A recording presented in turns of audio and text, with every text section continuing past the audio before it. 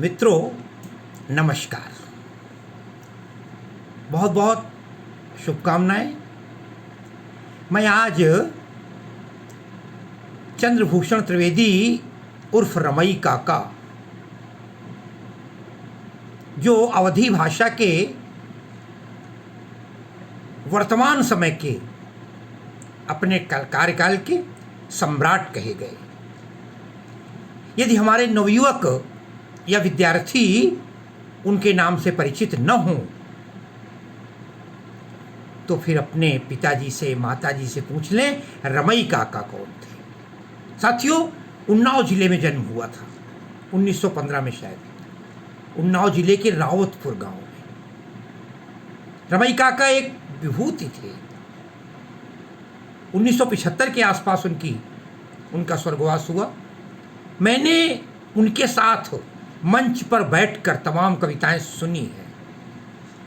आज मैं एक कविता लेकर उनकी आया हूं। बड़ी प्रसिद्ध कविता है, ध्वाखा हुईगा। हम कहा बड़ा ध्वाखा हुईगा। अवधी भाषा की कविता है, ध्यान रखिएगा। अवधी हिंदी की एक ऐसी भाषा जिसे भारत में नहीं पूरे विश्व पर गर्व है। पूरा विश्व अवधी के आगे नतमस्तक है। आप कहेंगे कैसे? अरे तुलसी की रामचरितमानस अवधी में लिखी गई, जायसी का पद्मावत अवधी में लिखा गया है, और उन्नाव जिले की ये बोली अवधी। यद्यपि थोड़ा थोड़ा अंतर है, कुछ शब्दों का हेरफेर है, लेकिन निश्चित रूप से गर्व होता है मुझे ये कहते हुए कि मैं स्वयं उन्नाव जिले का मूलतः निवासी हूँ, और रमई काका जैसी विभूतियाँ उनके दर्शन मिले हैं। रमई काका हास्य रस के कवि, रमई काका भावनाओं के कवि, रमई काका व्यंग्यात्मक परिपूर्णता के कवि, रमई काका एक सफल नाटककार। एक समय था जब आकाशवाणी दूर, जिसे कहते रेडियो, टीवी नहीं थे, आकाशवाणी लखनऊ से हर शाम को उनका एक धारावाहिक प्रसारित होता था, बहिरे बाबा। रास्ते चलते लोग पान की दुकानों पर रखे हुए रेडियो के आसपास भीड़ लग जाती थी रमई काका का नाटक सुनने के लिए, वो कविता सुनने के लिए। कहीं बहिरे बनकर, कहीं देहाती बनकर उन्होंने कविताएं, खड़ी बोली में कविताएं लिखी। मैं जो कविता उनकी लाया हूं आज, हम कहा यह ध्वाखा हुईगा, उससे पहले मैं आपको उनकी एक खड़ी बोली की 4 पंक्तियों की रचना सुनाता हूं। भारत के साथ किसी का मैच हो रहा था। मुझे नहीं पता किसका मैच था, किस देश का, उस समय उतनी बुद्धि नहीं थी। उस मैच में भारत पराजित हो जाता है। व्यंग भरे शब्दों में काका लिखते हैं, हम हैं अहिंसावादी। अरे हम हैं अहिंसावादी, धीरे गेंद फेंकते हैं। हम हैं अहिंसावादी, धीरे गेंद फेंकते हैं। अरे जोर गेंद फेंकना तो हिंसा की प्रणाली है। सेंचुरी बनाते नहीं, अरे सेंचुरी मनाते हम। अतिथि जीत ले, ये नीति अपना ली है। अरे गेंद कौन सोने का, कितना बड़ा व्यंग है। गेंद कौन सोने का जो दौड़ के कैच करें। अरे दौड़े बिना चोट अपनी बचा ली है। हम हैं बल्लेबाज, हम चौका लगाते नहीं, चौका तो रसोई में लगाती घरवाली।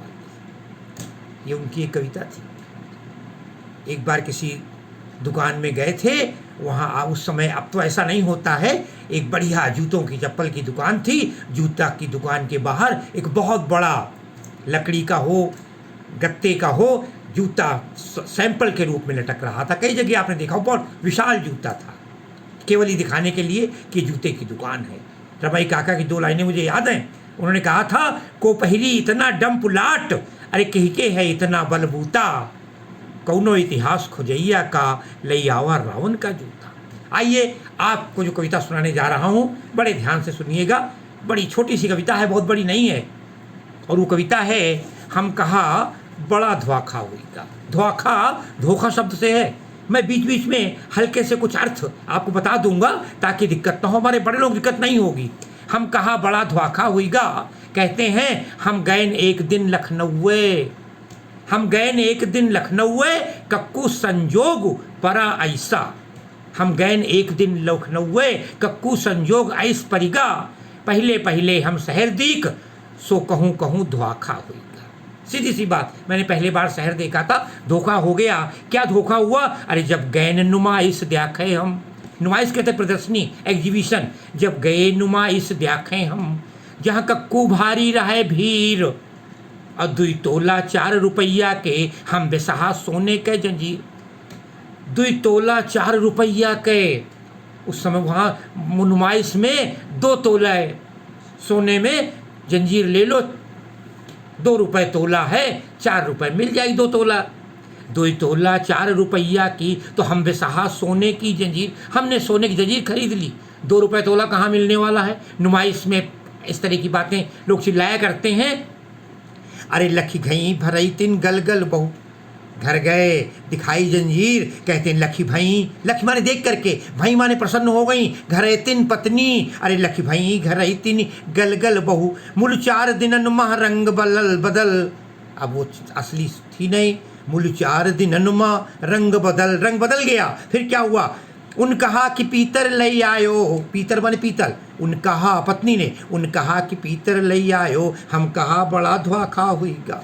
एक धोखा। 4 चरण कविता है। दूसरा चरण, अरे मोछन का कीने सफा चट्ट, बड़ा व्यंग है। उस समय मुँह से रखाना एक परंपरा हुआ करती थी, वीरता की पहचान हुआ करती थी, भारतीयता की पहचान हुआ करती थी। मोछन का कीने सफा चट्ट, मुँह पाउडर और सिर के केस बड़े, मुंह में पाउडर लगा था, सिर में बड़े बड़े केस थे। साथियों एक टाइम आया था जब लंबे बाल रखने का फैशन था। तो मोछन का कीन्हे सफा चट्ट, और पाउडर और सिर के केस बड़े, तहमद पहिरे और कंबल ओढ़े, बाबूजी या कह रहे खड़े। तहमद पहनने की परंपरा थी, तहमद पहन के एक शॉल डाल लिया करते थे, लंबे लंबे बाल थे। काका को उस समय का व्यंग्यात्मक रूप देखिए आप कि मोछन का कीन्हे सफा चट्ट, मुंह पाउडर और सिर केस बड़े, और तहमद पहिरे कंबल ओढ़े, बाबूजी या कह रहे खड़े, हम कहा मेम साहिब सलाम। बड़े बाल देख लिए, शॉल ओढ़ा वो देख लिया, नीचे तहमद देख ली जिसको धोती का या साड़ी का अंदाजा हो गया। हम कहा मेम साहिब सलाम, वही बोले चुप बे डैम फूल, वही बोले चुप बे डैम फूल, मैं मेम नहीं हूँ साहब हूँ, हम कहा फिरो धोखा हुईगा। दूसरे चरण में धोखा। आइए तीसरा चरण देखते हैं क्या हुआ। हम गए अमीनाबाद जब, कविता आपके क्षेत्र की है। हम गए अमीनाबाद जब, कुछ कपड़ा ले बजाजे माँ, बजाज कहते हैं जहाँ कपड़े का कपड़ा माल बिकता है, कपड़े बिकते हैं, बजाजा सराफा जहाँ सोना बिकता है। तो कहते हैं हम गए अमीनाबाद जब, कुछ कपड़ा ले बजाजे माँ, माटी के सुघर मेहरिया अस, जहाँ खड़ी रहे दरवाजे माँ। आपने देखा होगा, मैंने देखा बचपन में, हर साड़ी की अच्छी अच्छी दुकानों में, कपड़ों में एक सुंदर महिला का स्टेचू बना करके उसको अच्छी साड़ी पहनाकर खड़ा कर दिया जाता है। देखने में दिव्यता होती है, उसमें दिव्यता तो नहीं कह सकते, लौकिक सुंदरता होती है, सजा देते हैं साड़ी बेचने का तरीका। तो हम गए अमीनाबाद जब, कछु कपड़ा लेन बजाजा माँ, माटी के सुघर मेहरिया अस, जहाँ खड़ी रहे दरवाजे माँ, समझा दुकान के या मलकिन।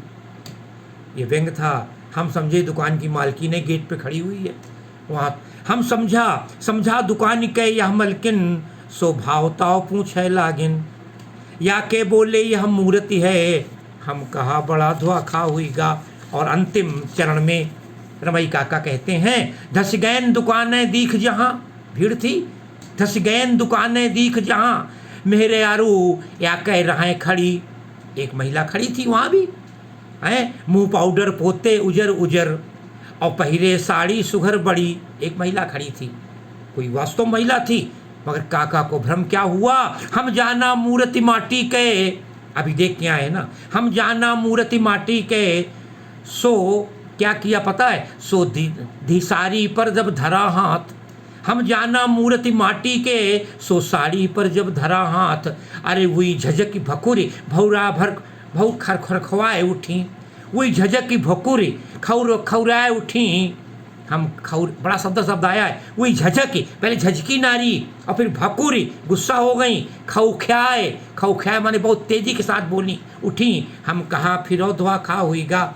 ये था काका की हम कहा बड़ा धोखा हुईगा। इस कविता के साथ मैं आज की अपनी इस वीडियो को समाप्त करता हूँ। अगला उनका एक फिर कविता लेकर के आऊँगा, जिस कविता में उन्होंने कहा था ये छीछा ल्यादर देखो, तो उस कविता की प्रतीक्षा कीजिए। बहुत बहुत अगर कविता अच्छी लगे तो आप लाइक अवश्य कीजिएगा। बहुत बहुत धन्यवाद, बहुत बहुत धन्यवाद, बहुत बहुत धन्यवाद।